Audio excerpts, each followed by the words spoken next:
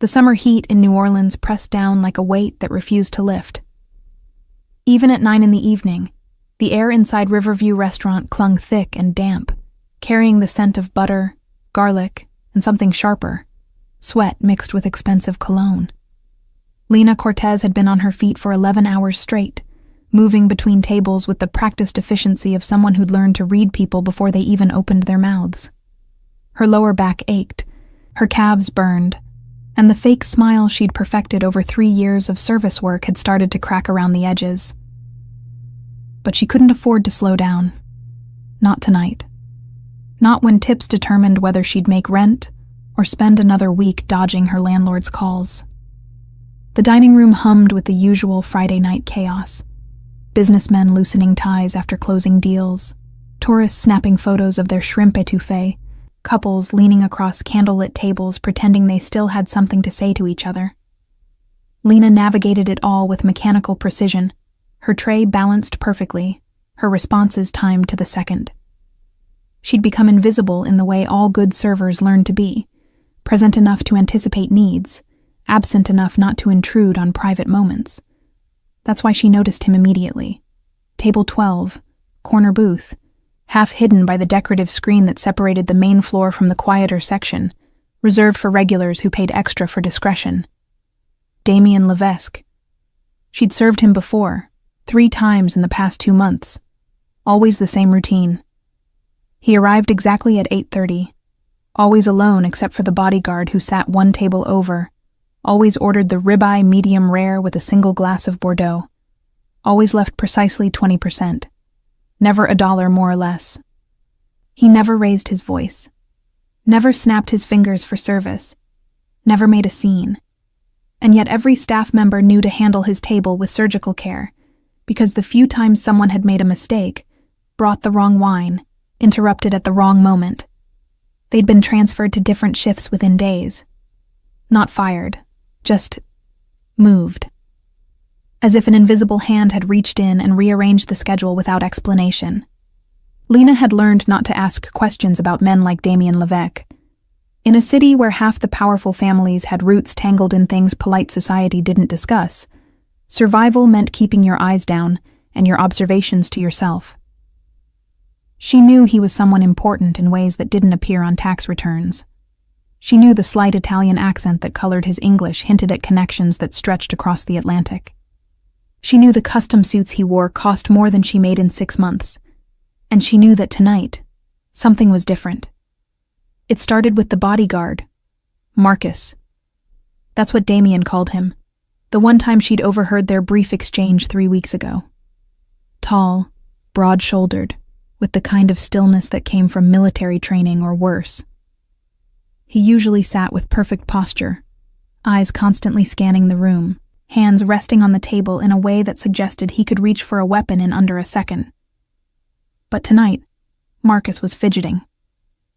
Lena caught it on her third pass through the section, the way his right hand kept moving to his jacket pocket, then pulling away, the way his jaw clenched when Damien spoke to him, the way his eyes tracked not the room's entrances like usual, but the back exit near the kitchen, the one staff used for smoke breaks and deliveries. She told herself she was imagining things, that 11 hours on her feet had turned normal behavior into paranoid pattern recognition, that men like Marcus probably had 1,000 reasons to be tense that had nothing to do with her or anyone else in this restaurant. But then she saw the envelope. It happened during the dinner rush, when the noise level peaked and everyone's attention was fragmented across a dozen simultaneous demands. Lena had just delivered appetizers to table 9 when she turned and caught it. Marcus leaning slightly toward a man who'd approached from the direction of the restrooms, a stranger she'd never seen before. Middle-aged, unremarkable face, wearing a jacket too heavy for the summer heat. The kind of person you'd forget 2 seconds after they walked past. The exchange took maybe 3 seconds. The stranger's hand emerged from his pocket with a thin manila envelope. Marcus's hand moved to accept it, the motion smooth and practiced, tucking it inside his jacket in a single fluid gesture before his arm returned to rest on the table as if nothing had happened. Lena's heart kicked hard against her ribs. She forced herself to keep moving, to deliver the water pitcher to table 7, to laugh at the tourists' joke about alligators in the French Quarter, to maintain the performance of normalcy even as her mind raced through possibilities. Maybe it was nothing. Maybe it was legitimate business. Maybe she'd misread the entire situation, and the paranoia of working in a city where everyone seemed to have secrets was finally catching up with her. But she couldn't shake the feeling, and as the evening wore on, the signs multiplied. Marcus checking his phone under the table, quick glances, thumb moving across the screen in rapid bursts, the kind of texting someone does when they're coordinating something in real time. Marcus avoiding eye contact with Damien, even when directly addressed, answering in monosyllables instead of his usual crisp acknowledgments. Marcus's leg bouncing under the table, a nervous rhythm that didn't match the calm, controlled persona he'd always projected before. And most telling of all, Marcus looking at his watch. Not once, not twice, but 6 times in the span of 20 minutes, each glance lasting just long enough to track the movement of time with the focus of someone counting down to a deadline. Lena had grown up in a neighborhood where you learned to read danger in the tilt of someone's shoulders, the shift in their voice, the moment when casual attention became predatory focus. She'd survived 3 years of service work by knowing when a customer's anger would stop at rudeness and when it would escalate into something that required the manager's intervention. She'd developed instincts that had kept her safe in situations where hesitation could cost everything. And every single one of those instincts was screaming that Marcus was a man waiting for something to happen, something planned, something soon. She thought about the envelope again, about the stranger who'd delivered it with the practiced ease of someone completing a transaction, about the way Marcus had accepted it without surprise, as if he'd been expecting it. Payment for services rendered, or services about to be rendered. The thought crystallized with sudden, horrible clarity. Marcus wasn't protecting Damien tonight. He was delivering him. Lena's hands shook as she picked up the dessert menus. This wasn't her problem. She was a waitress, not a bodyguard, not a detective, not someone who got involved in whatever dark business happened in the shadows of men who wore $10,000 watches and commanded rooms with silence. Getting involved would be stupid, dangerous, potentially fatal.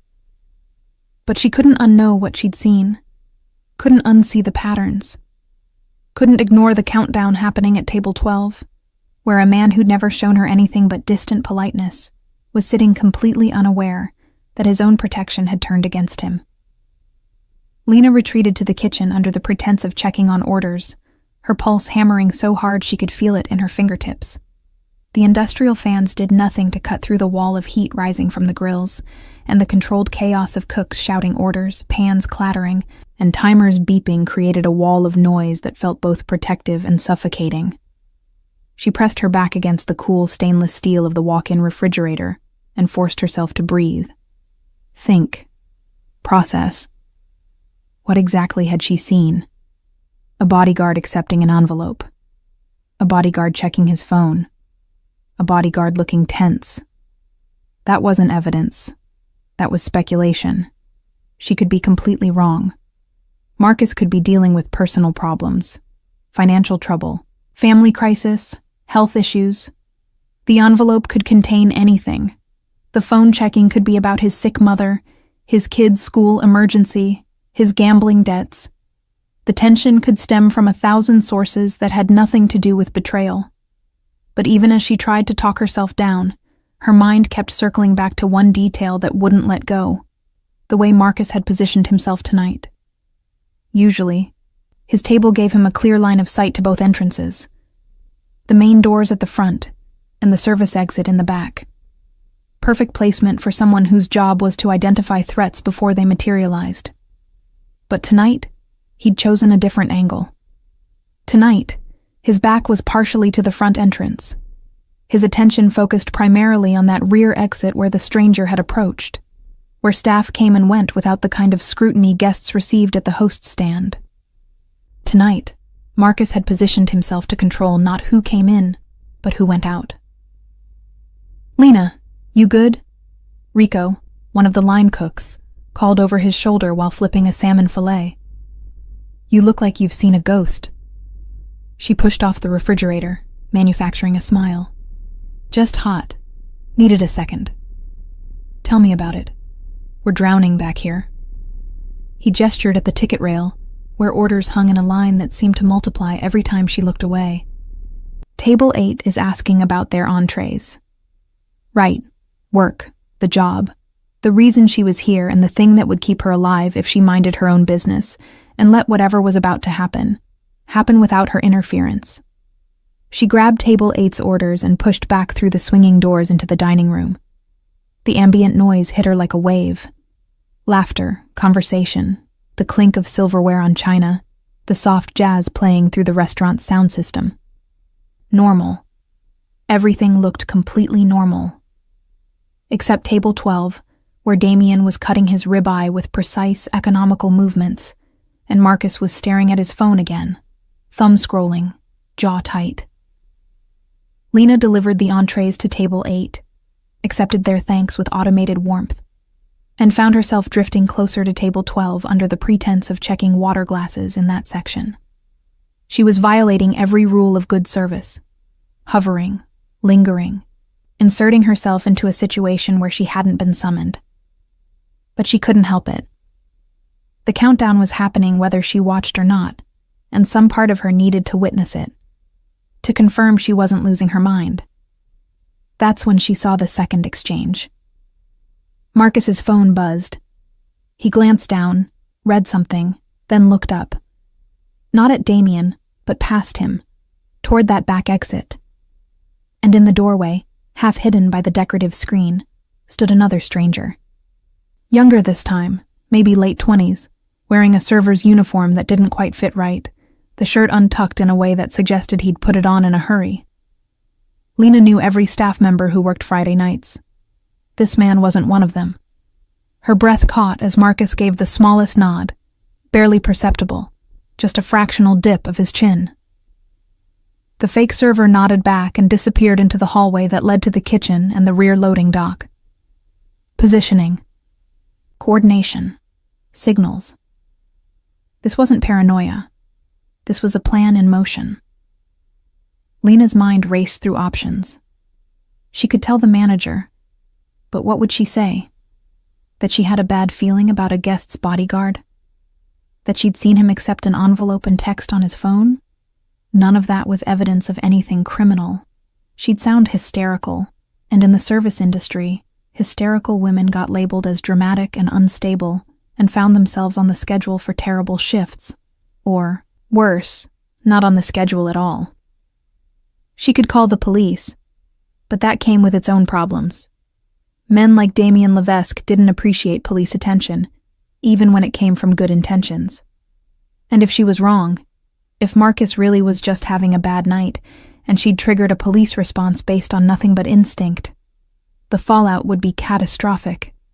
She'd lose her job, possibly get blacklisted from other restaurants.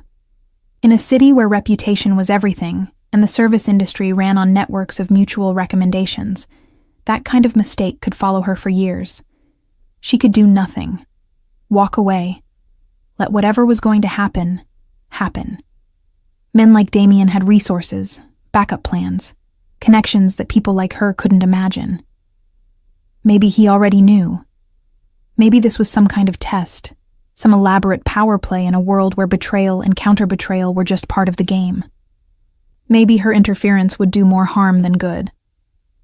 But as she watched Marcus check his watch again, the 7th time, she knew she couldn't walk away. Not because she was brave or heroic, or had some inflated sense of her own importance, but because she'd seen something she wasn't supposed to see, and if Damien died tonight because she'd kept silent, she'd carry that weight forever. The decision crystallized with sudden clarity. She couldn't warn him directly. Marcus would see, would know immediately that something had gone wrong. She couldn't make a scene without triggering whatever response Marcus and his accomplices had prepared for interference. She had one chance, one moment, one small window to slip information across the gap between her world and Damien's. She needed to write it down. Lena grabbed her order pad and pen, retreating to the service station where servers kept supplies and did their quiet calculations between tables. Her hand shook as she pressed pen to paper, trying to find words that would convey urgency without sounding insane, that would communicate danger without getting dismissed as the ravings of an overwrought waitress. Her first attempt was too long, too detailed, too easy to dismiss. She tore the page off, crumpled it, started again. The second attempt was too vague, too cryptic, too likely to be ignored as a prank or mistake. The third attempt hit the mark. Your bodyguard made a deal. You're the payment. Don't use the front exit. Simple, direct, specific enough to be actionable, vague enough not to reveal how much she'd actually seen. If she was wrong, he'd think she was crazy and forget about it. If she was right, those 20 words might save his life. She folded the note small, tucking it into her palm, and took a breath that did nothing to steady her racing heart. The dining room seemed to have grown quieter, or maybe she was just hyper-aware of every sound, every movement, every potential threat. She could see Marcus from here, still at his table, still checking his phone, still tracking time with the focus of someone waiting for a signal. Now or never. Lena picked up the leather check presenter from the service station and approached table 12 with the carefully neutral expression of someone performing a routine task she'd done 1,000 times before. Damien looked up as she approached, his dark eyes registering her presence with the kind of attention that suggested he remembered her from previous visits. He had that quality some people possessed, the ability to make you feel like the only person in the room, even when his focus lasted only seconds. It wasn't warmth, exactly. More like the intensity of someone who'd learned that missing details could be fatal. "Just checking if you'd like dessert this evening, Mr. Levesque," Lena said, her voice steady despite the adrenaline screaming through her veins. "Or I can bring your check whenever you're ready." The check would be fine. His accent gave the words a musical quality that didn't match the hardness in his eyes. "Thank you." She set the leather presenter on the table, her hand positioning it so the edge touched his water glass. A normal placement, nothing unusual about it.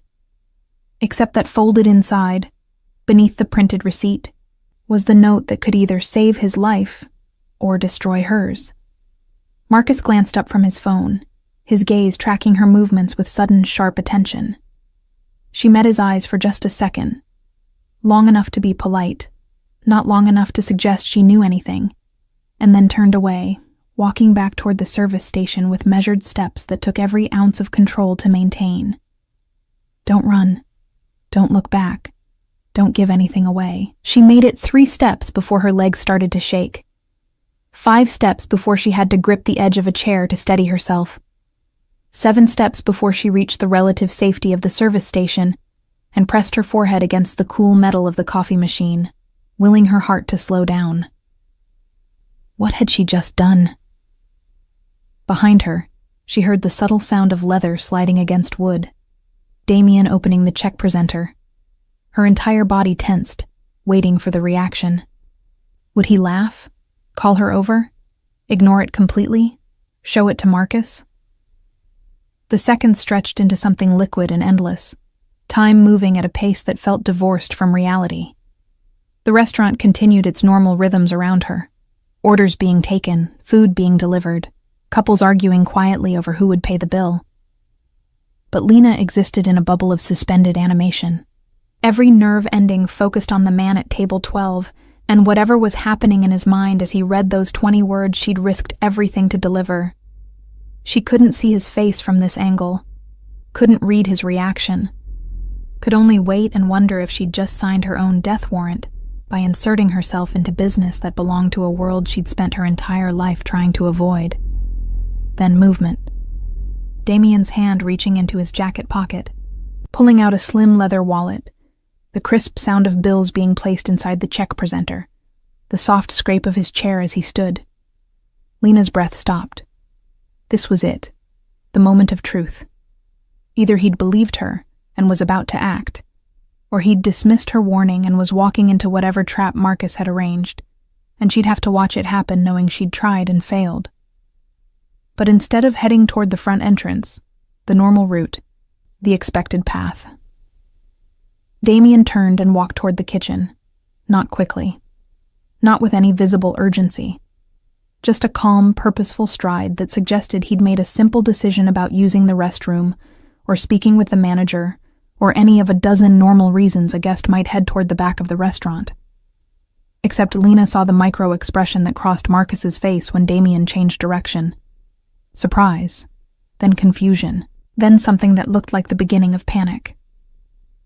Marcus stood abruptly, his chair scraping loud enough to draw attention from nearby tables. "Mr. Levesque," he called, his voice carrying a note of strain that broke through his usually perfect composure. "Sir, the restroom is—" But Damien didn't stop, didn't acknowledge him. Just kept walking with that same unhurried pace, disappearing through the swinging doors that led to the kitchen. And then everything happened at once. Marcus was moving toward the kitchen doors when his phone buzzed. He glanced down, read something, and his expression shifted from panic to something harder. He changed course, heading instead for the back exit, not running, but moving with clear purpose, one hand inside his jacket where Lena knew he kept his weapon.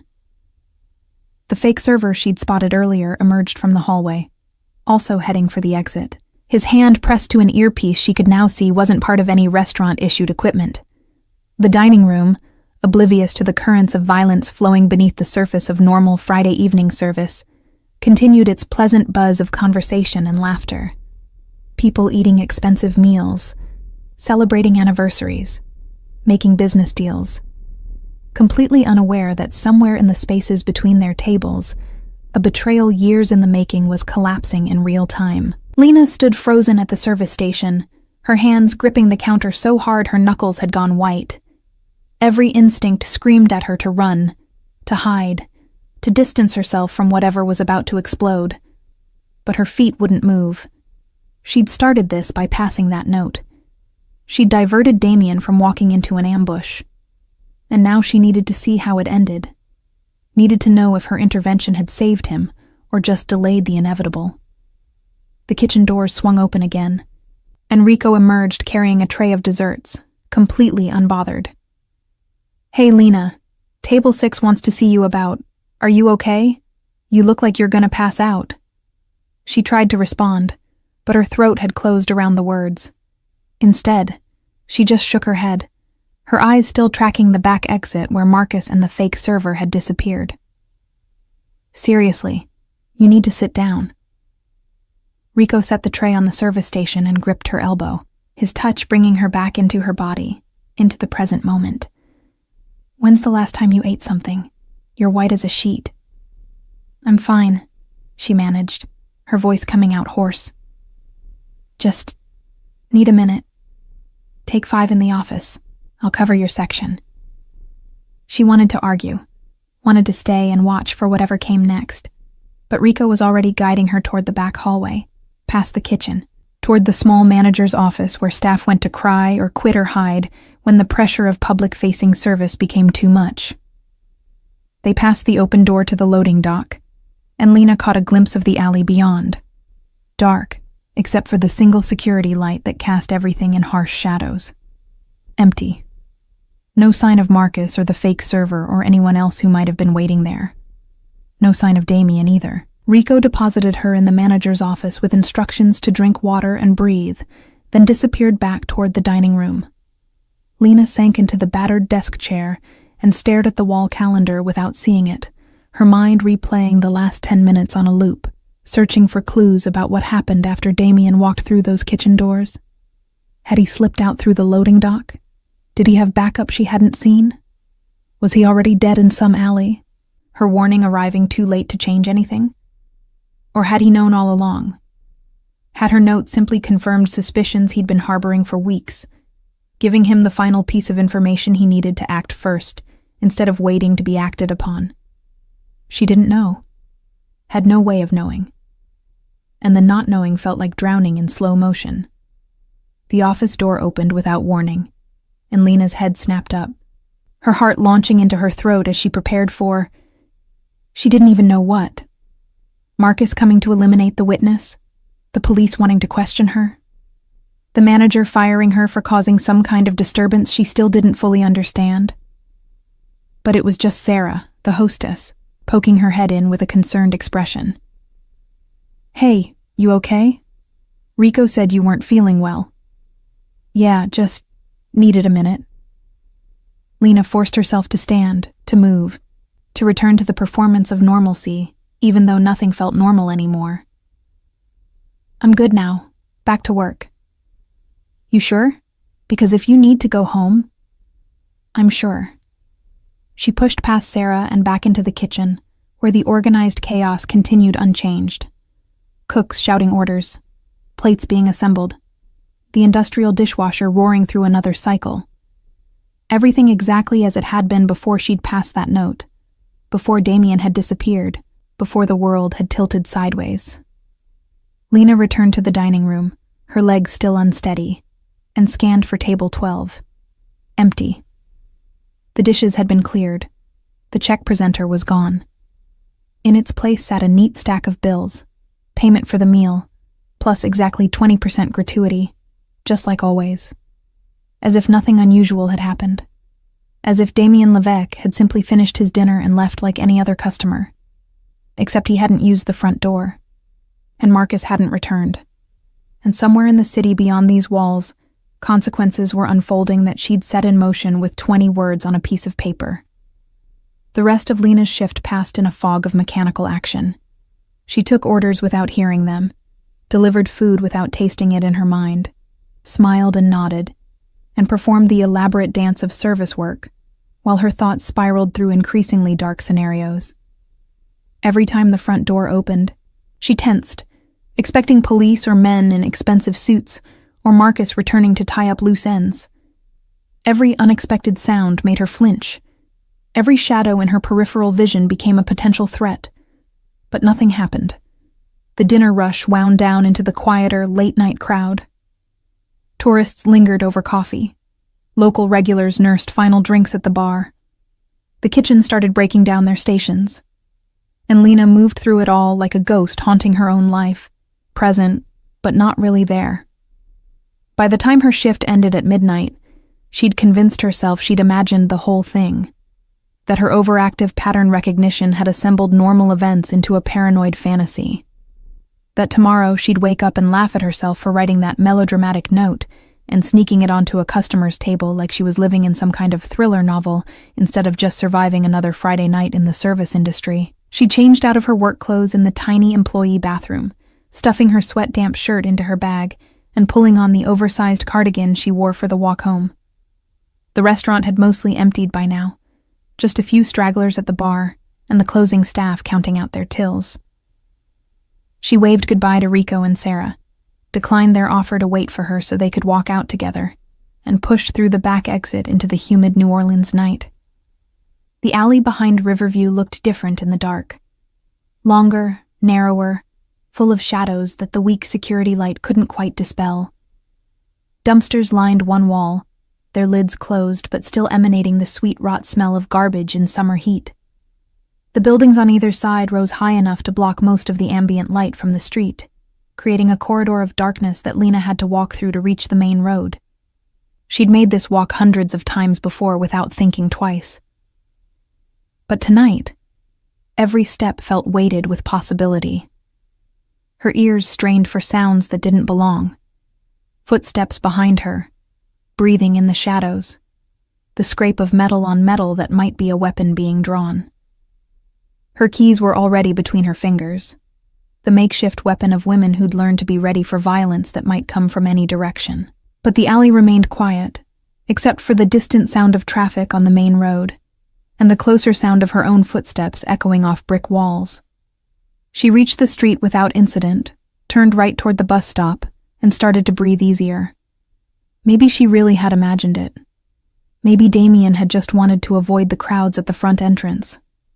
Maybe Marcus had stepped out for a phone call. Maybe the fake server had been a new hire she simply hadn't met yet. Maybe the envelope had contained insurance documents, or a birthday card, or something completely innocuous that her overactive imagination had transformed into evidence of conspiracy. The bus arrived on schedule, mostly empty at this hour. Lena collapsed into a seat near the back and let her head rest against the window, exhaustion finally catching up with her now that the adrenaline had burned off. Her apartment was only 4 stops away, 20 minutes, and she'd be home. She'd deadbolt the door, take a shower hot enough to strip away the smell of the kitchen, and sleep for the next 12 hours straight. She almost made it. The bus was pulling up to her stop when she saw the car. Black sedan, expensive, parked directly in front of her building with the engine running.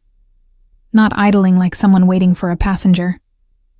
Running like someone ready to move quickly if needed. Lena's hand tightened around her bag strap. It could be nothing. Could be someone visiting a neighbor. Could be a rideshare waiting for their customer. Could be completely unrelated to her or Damien or anything that had happened tonight. But she didn't believe in coincidences anymore. She stayed on the bus past her stop, riding it 3 more blocks before getting off and walking back through side streets, approaching her building from a different angle. The sedan was still there, still running. And as she got closer, hugging the shadows of the buildings across the street, she could make out the silhouette of someone sitting in the driver's seat. Too dark to see details, but the posture was wrong. Too alert, too focused, like someone on a job rather than someone killing time. Lena's apartment was on the 3rd floor of a building with no back entrance. To get inside, she'd have to walk past that car, past whoever was sitting in it, past whatever reason they had for being there. Her phone was in her bag, charged but suddenly feeling useless. Who would she call? The police? To report a parked car? That would go nowhere. A friend? To come rescue her?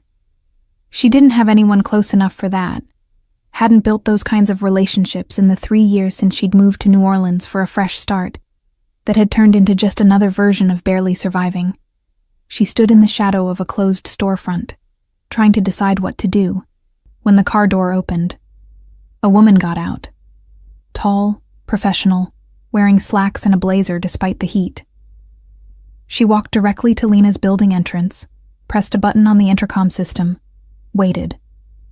When no one answered, because Lena wasn't home to buzz her in, she pulled out her phone and made a call.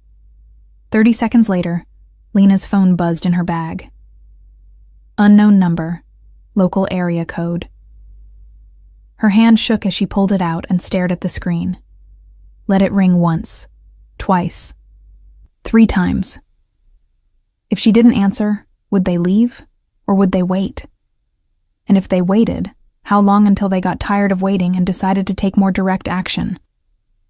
On the 4th ring, she answered. Hello? Miss Cortez. A woman's voice, calm and professional, like a lawyer or a very expensive personal assistant. My name is Victoria. I work for Mr. Levesque. He'd like to speak with you briefly if you have a moment. I'm parked outside your building. Lena's mouth went dry. I don't know what you're talking about. I don't know any Mr. Levesque. Yes, you do. You served him dinner tonight at Riverview.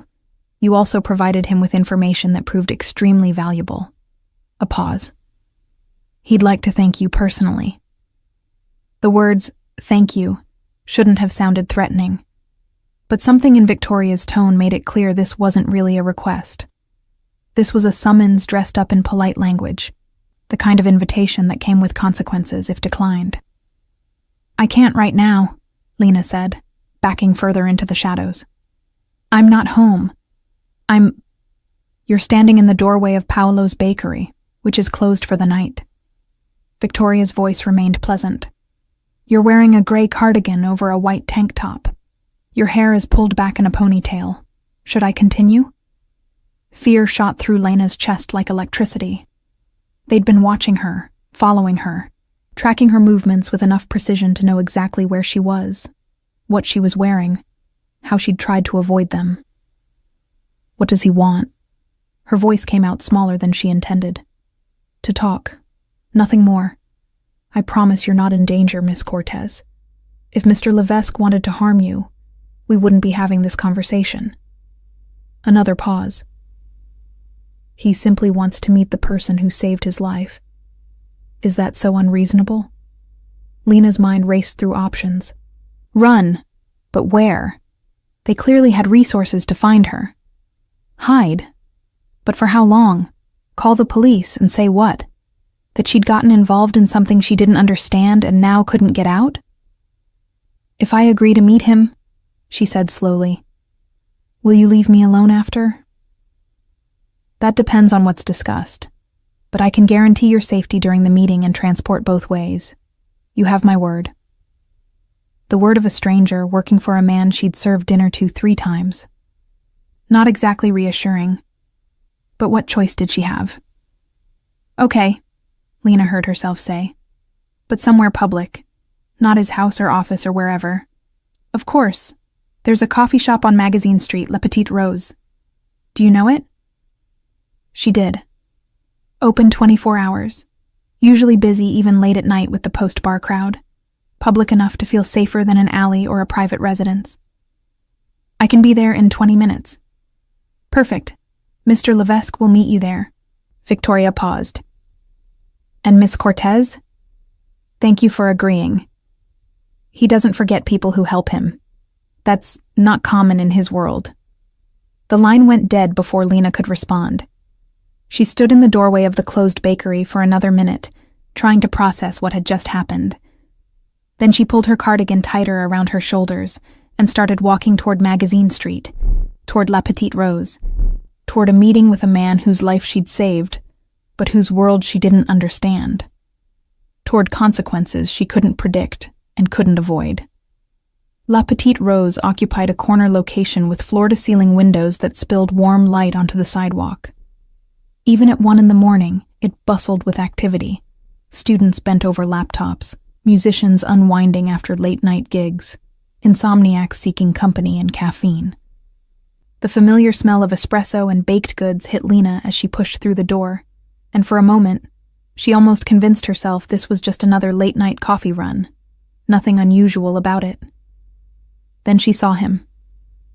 Damien sat alone at a corner table, positioned so his back was to the wall, and he had a clear view of both entrances.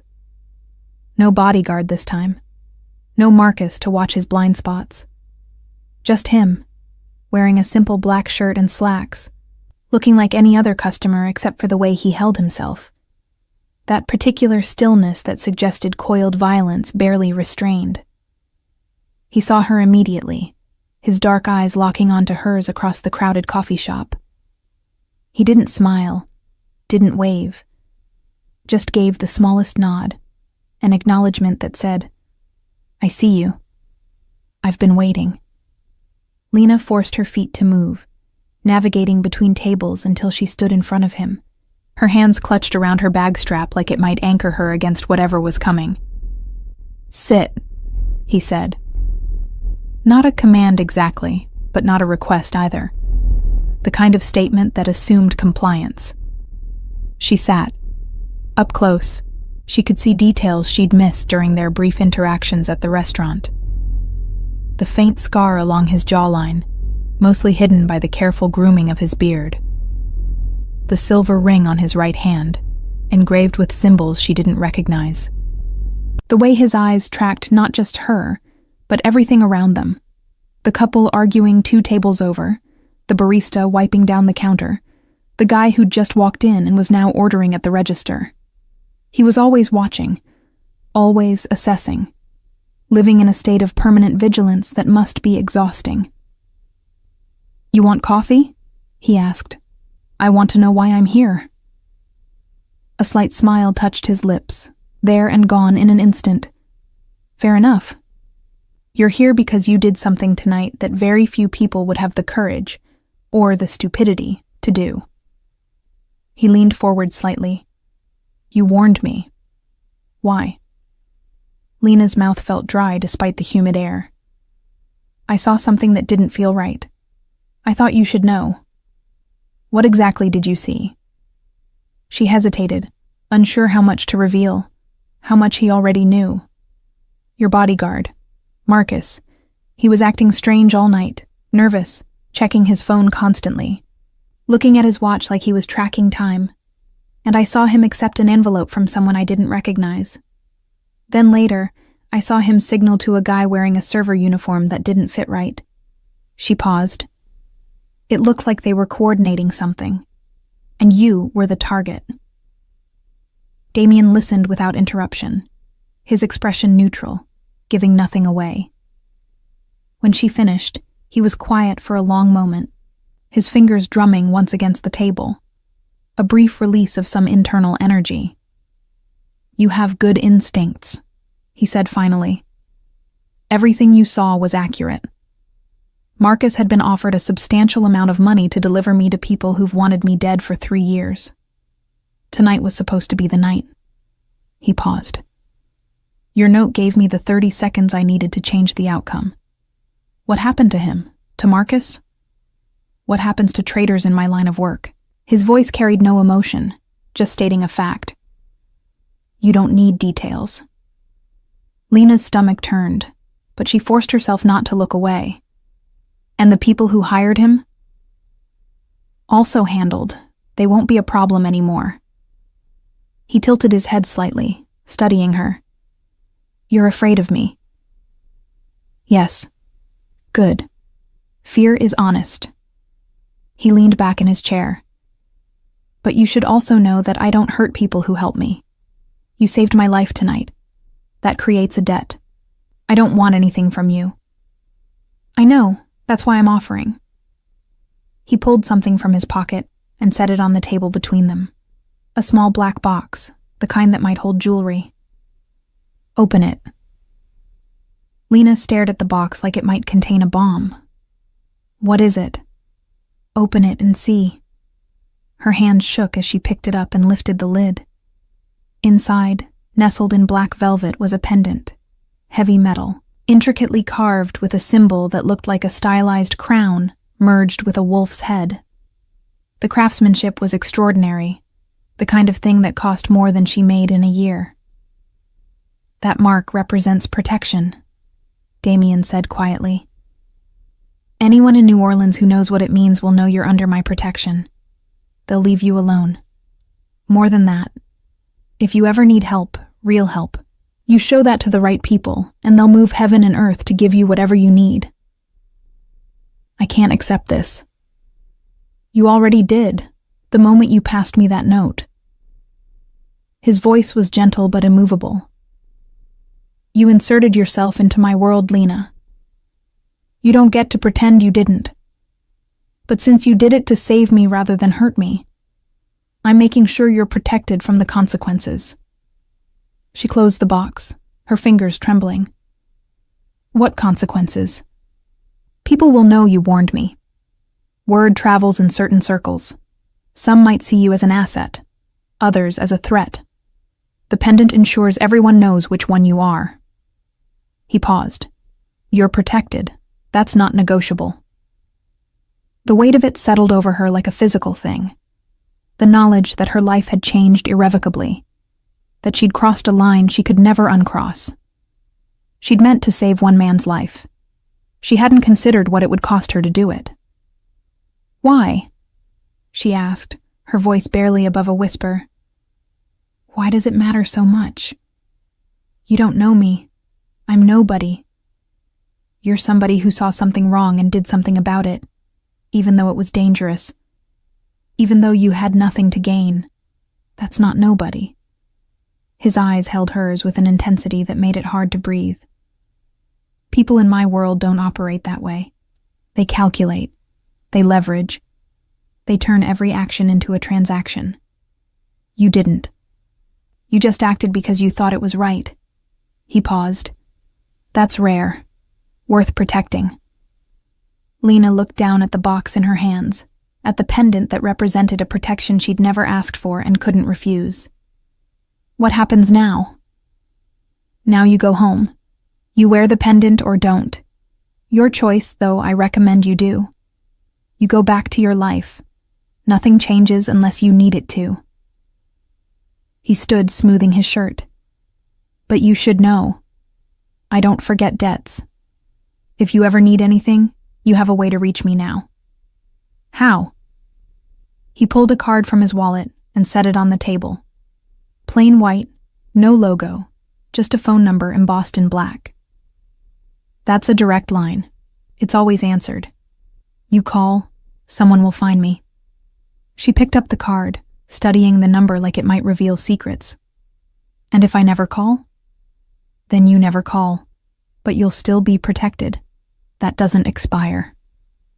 He started to walk away, then paused and turned back. "One more thing. The restaurant. You should know that I own Riverview. I have for 5 years. The management company is just a front." Lena's head snapped up. "What?" "I'm telling you because you should know who you're working for.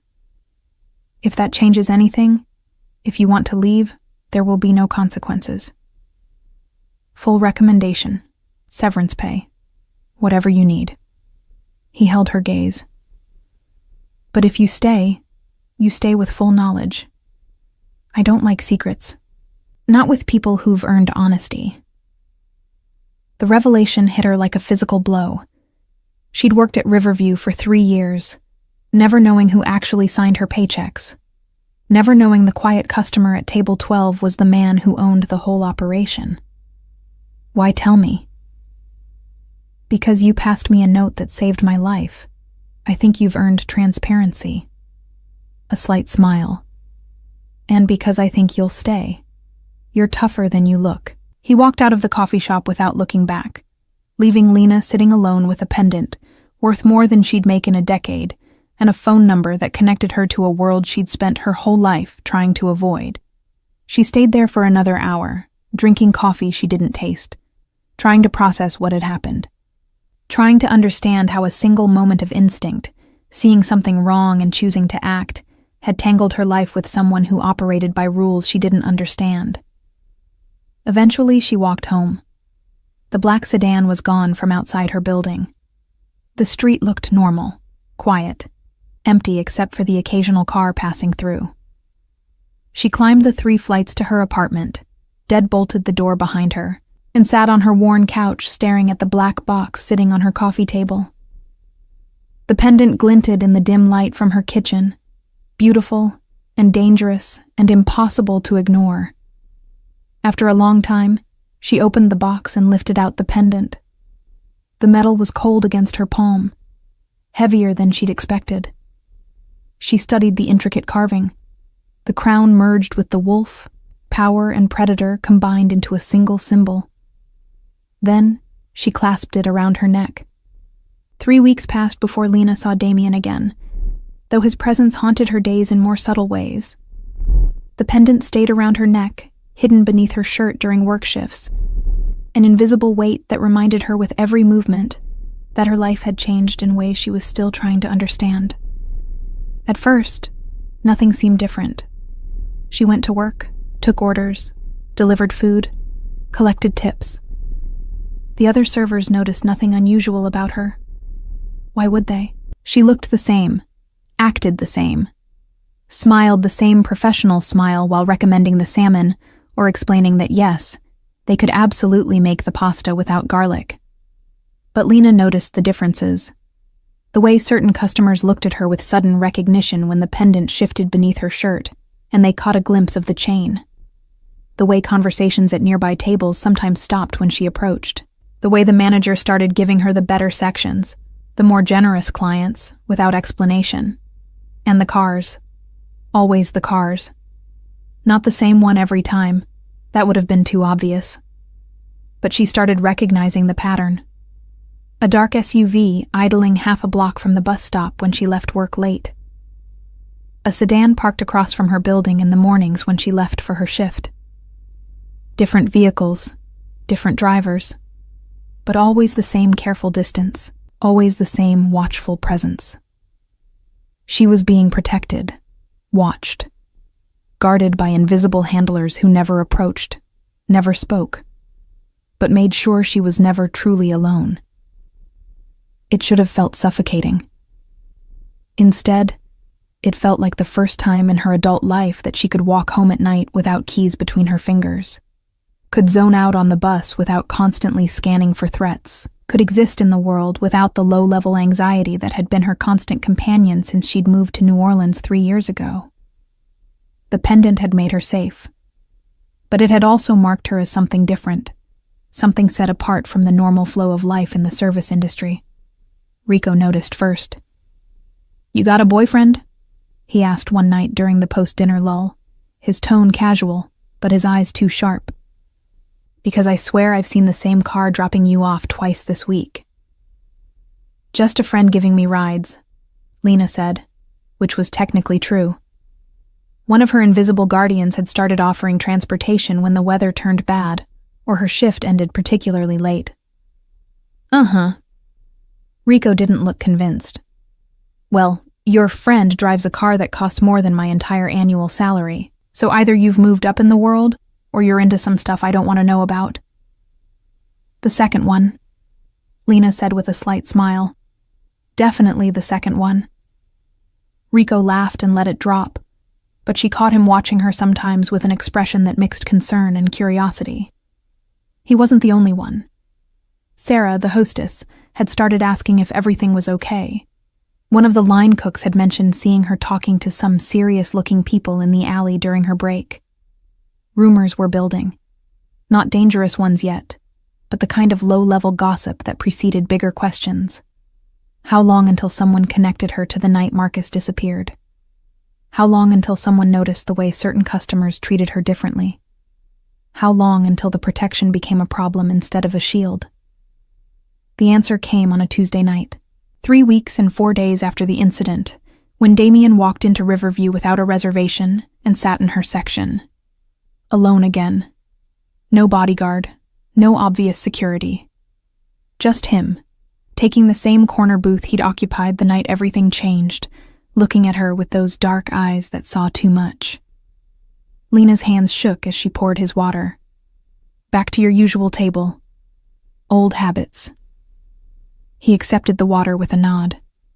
"How have you been?" "Fine. Busy." She pulled out her order pad, falling back on professional routine because it was the only thing that felt stable. "Can I start you with—" "Sit down, Lena." "I'm working." "I own the restaurant. Sit down." She glanced around. The dining room was half full, early dinner crowd, nothing requiring immediate attention. Slowly, she slid into the booth across from him, her body tense, ready to spring up the moment someone needed her. "You're wearing it," Damien said, his eyes flicking to where the chain was visible above her collar. "Good. I didn't think I had a choice." "You always have a choice, but you made the right one." He leaned back, studying her. "You've noticed the protection."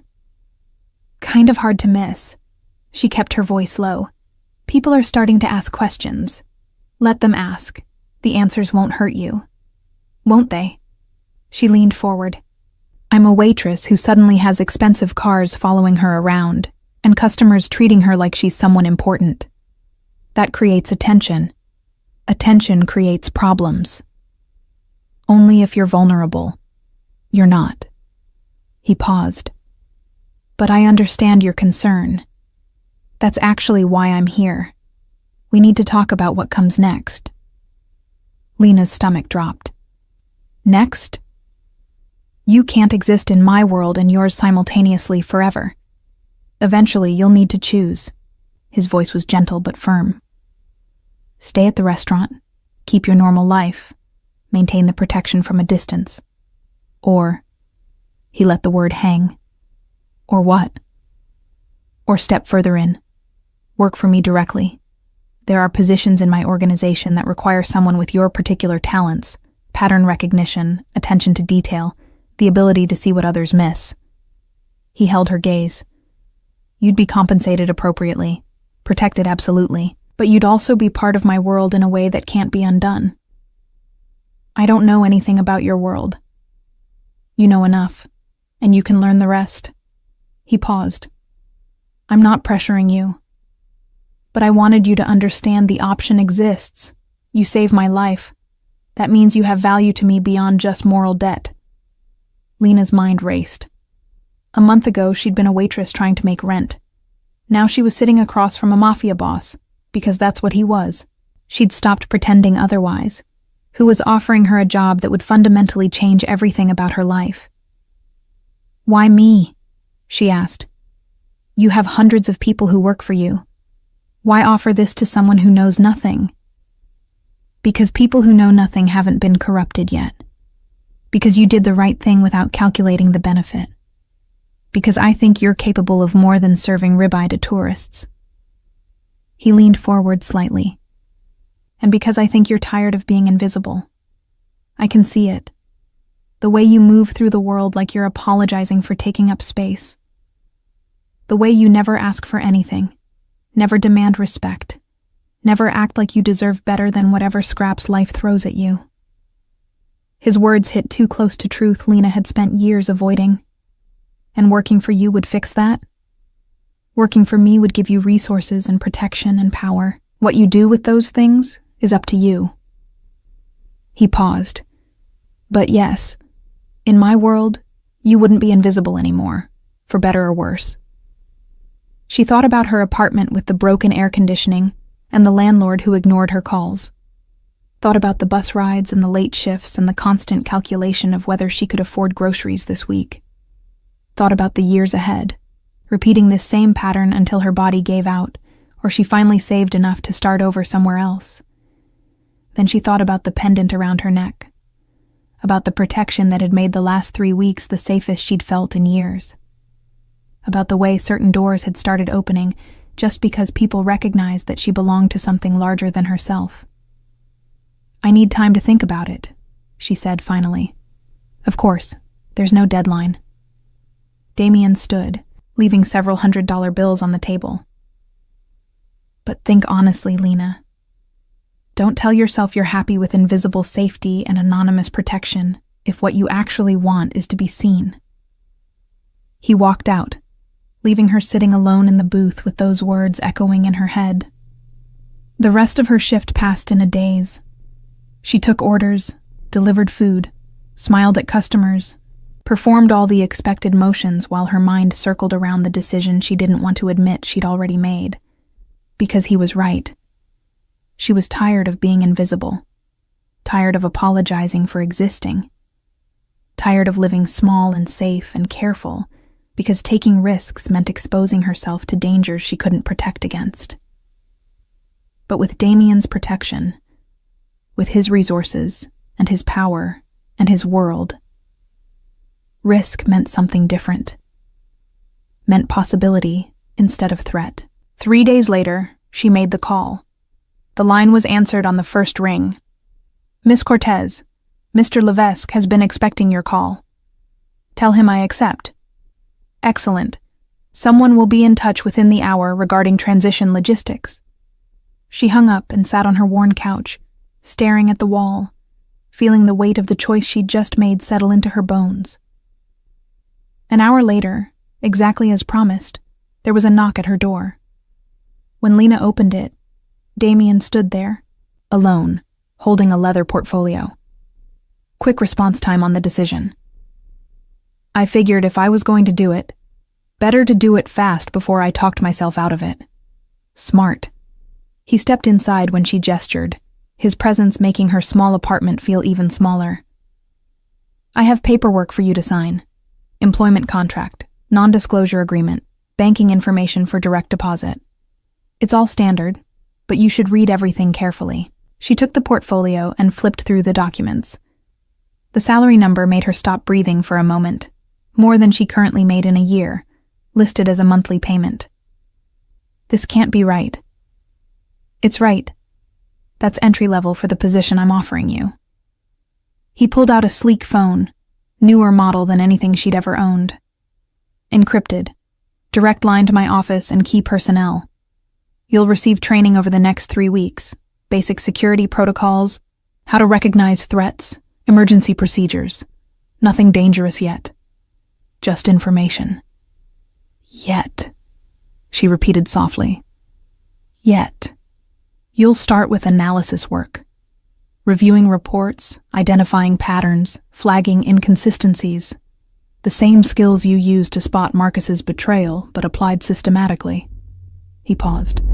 "Eventually, if you're good at it, and I think you will be, There are opportunities to move into more active roles, but no pressure. You decide your own path. Lena set down the portfolio and looked at him directly. Why are you doing this? Really? Because loyalty is rare. Because competence is valuable. Because I think you're capable of more than you've been allowed to become. He held her gaze. And because the night you passed me that note, you proved you could make the hard choice when it mattered. I need people who can do that. She thought about all the reasons she should say no, about the normal life she'd be leaving behind, about the danger she'd be walking toward. Then she thought about the alternative. More years of invisible safety, more shifts at Riverview, more apologizing for taking up space in a world that barely noticed she existed. When do I start? Damien smiled, the expression transforming his usually severe features into something almost warm. Tomorrow. But tonight we celebrate your last shift as a waitress. He gestured toward the door. There's a car waiting. I'm taking you to dinner, somewhere you won't have to serve anyone. Lena grabbed her jacket, her heart pounding with something that felt like fear and anticipation, and the dangerous thrill of stepping off a cliff into empty air.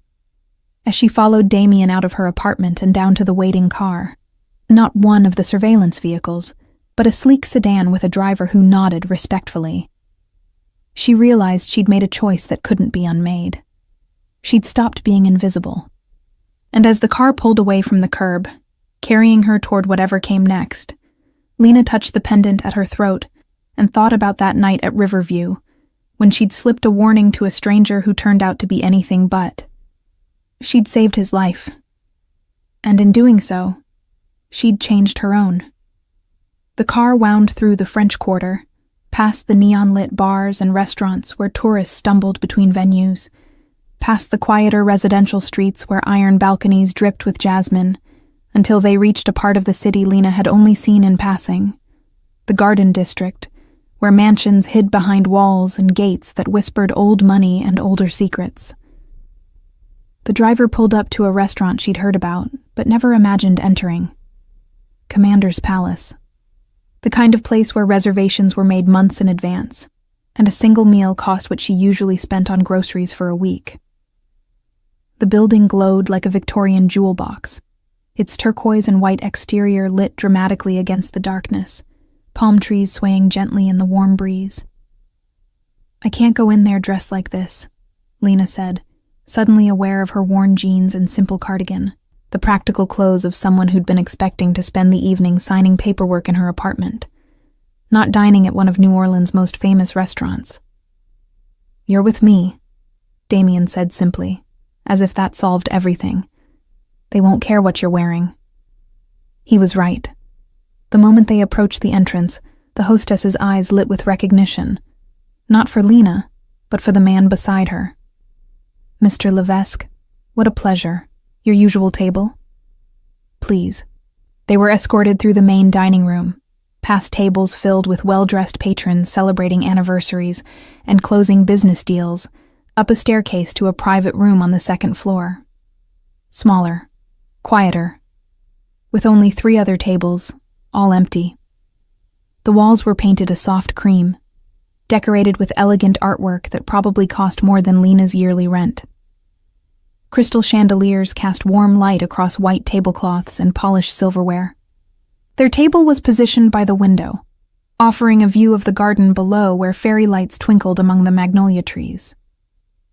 Damien held her chair, the gesture so natural and practiced that Lena wondered how many women had sat across from him in rooms like this, how many had been charmed by the contrast between his dangerous reputation and his perfect manners.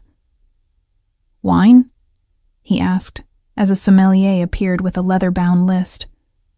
I don't know anything about wine. Then I'll choose. He ordered something in French that the sommelier seemed to approve of enthusiastically, then turned his attention back to Lena. You're nervous.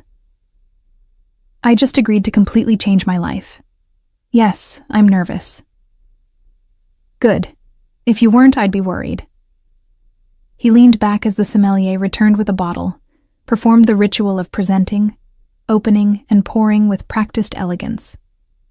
When they were alone again, Damien raised his glass. To new beginnings, and to the woman brave enough to trust her instincts. Lena touched her glass to his, the crystal making a pure, clear sound.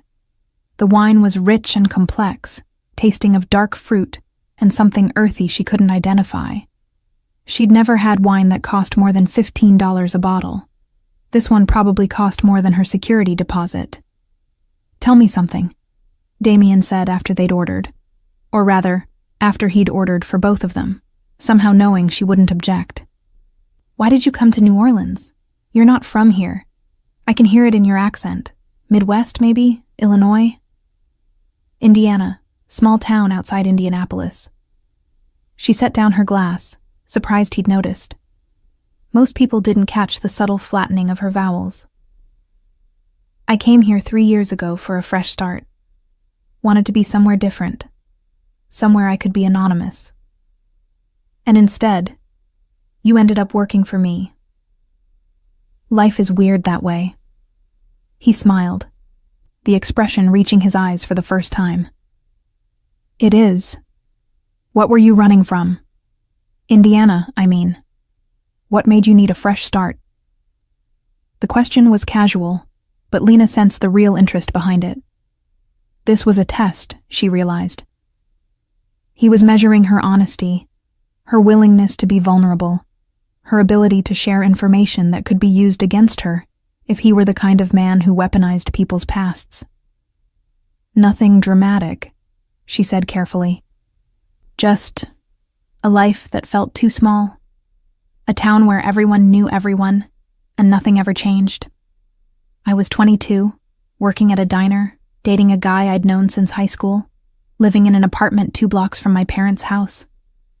And one day I woke up and realized if I stayed, that would be my entire life. Same town, same job, same everything. So I got in my car with 2 suitcases and drove until I hit a city that felt big enough to get lost in. And you chose New Orleans. I chose warmth. I was tired of Indiana winters. Figured if I was going to start over, might as well do it somewhere I wouldn't freeze half the year." She paused. "Turns out the heat here is its own kind of punishment." Damien laughed, the sound surprising in its genuineness. "That it is, but you stayed. 3 years is long enough to leave if you weren't finding what you came for. I guess I got comfortable with being invisible. It's easy here. Nobody asks questions. Nobody expects anything. You can just exist." She met his eyes. "Until you passed me that note and everything changed." "I didn't pass you a note. You passed me one. Same difference. The point is, I stopped being invisible the moment I made that choice." "Do you regret it?" She thought about the question honestly, turning it over in her mind while the server arrived with their first course. Oysters, Rockefeller, the shells arranged artfully on a bed of rock salt, still steaming. She'd never had oysters before, had always thought of them as something rich people ate while making deals that determined other people's fates. "No," she said finally, picking up the tiny fork with care. "I don't regret it. I'm terrified of what comes next, but I don't regret the choice." Terrified is honest. I respect that more than false bravado. Damien ate an oyster with practiced ease. Most people who enter my world try to act like they're not afraid, like they belong from day one. It's a performance, and usually a bad one. Fear is the appropriate response to stepping into something you don't understand. It keeps you careful, keeps you alive. Is that supposed to be reassuring? It's supposed to be true. I won't lie to you about what you're walking into, Lena. This world has rules that aren't written down. Consequences that happen in shadows. People who smile while planning your destruction. You need to understand that from the beginning. The oyster turned to ash in her mouth. Then why bring me into it at all? Why not just keep me protected from a distance like you said was an option? Because I think you're capable of more than safety. And because I need people around me who aren't already shaped by this world. You see things others miss because you haven't been trained to ignore your instincts in favor of protocol. He paused, studying her. But I also need you to enter this with full awareness. If you want to change your mind, now is the time. Before you sign anything. Before you're too deep to extract yourself cleanly. Lena set down her fork and looked at him directly. If I walk away now, what happens? You go back to your apartment. Back to Riverview. Back to your life. The protection stays. You've earned that. But the opportunity closes. I don't offer twice. And if I stay?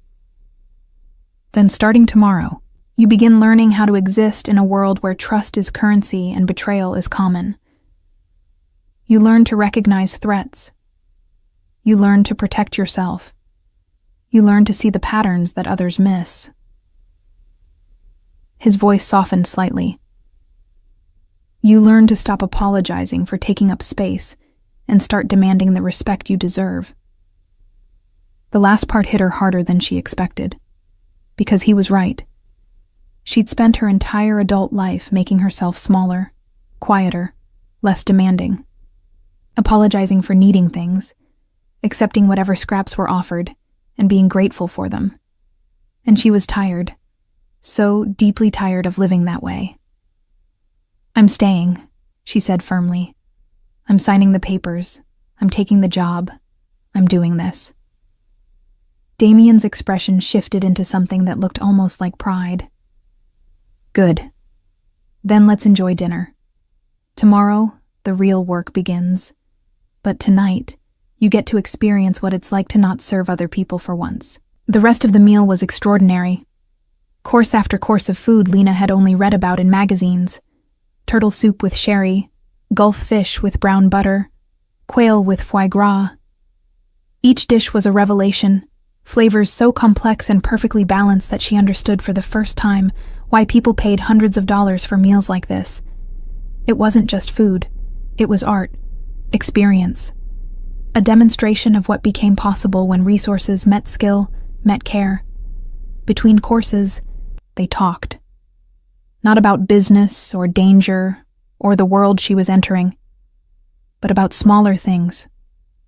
Books they'd read, movies that had surprised them, the strange magic of New Orleans, the way the city felt alive in ways other places didn't. Damien told her about growing up in Sicily, about learning English from American movies, about the first time he'd tasted real Cajun food, and realized Louisiana had its own kind of dangerous magic. His guard dropped incrementally as the evening progressed, the severe mask he wore in public softening into something more human. And Lena found herself relaxing in a way she hadn't expected. This man, who commanded fear with his silence and had people killed for betrayal, was also someone who could quote Tennessee Williams and debate the merits of different hot sauce brands and laugh at his own mistakes. By the time dessert arrived, bread pudding souffle that rose impossibly high and melted on her tongue, Lena had stopped thinking of him as the mafioso from Table 12 and started seeing him as just Damien. Complicated, dangerous, but also unexpectedly kind in moments when kindness wasn't required. Thank you, she said as they lingered over coffee. For this. You didn't have to do any of it. I wanted to. You deserve to be celebrated for making a hard choice. And I wanted you to see what your new life can include. Not just danger and secrecy, but also beauty, pleasure, experiences you couldn't access before. He paused. Working for me isn't just about risk. It's also about reward. The car ride back to her apartment was quiet, both of them lost in thought.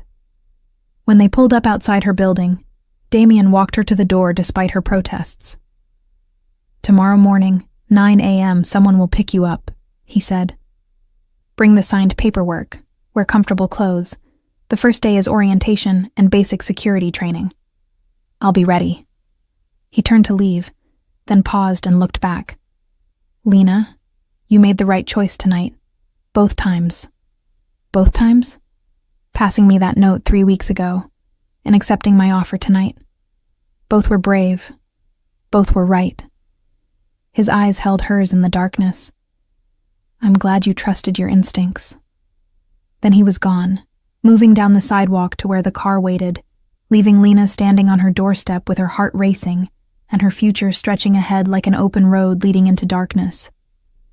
She climbed the stairs to her apartment, signed the paperwork with hands that only shook a little, and set her alarm for 6 a.m.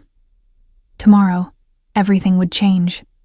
But tonight, for the first time in 3 years, Lena fell asleep feeling like she'd finally stopped running from herself and started running toward something that might actually be worth the risk.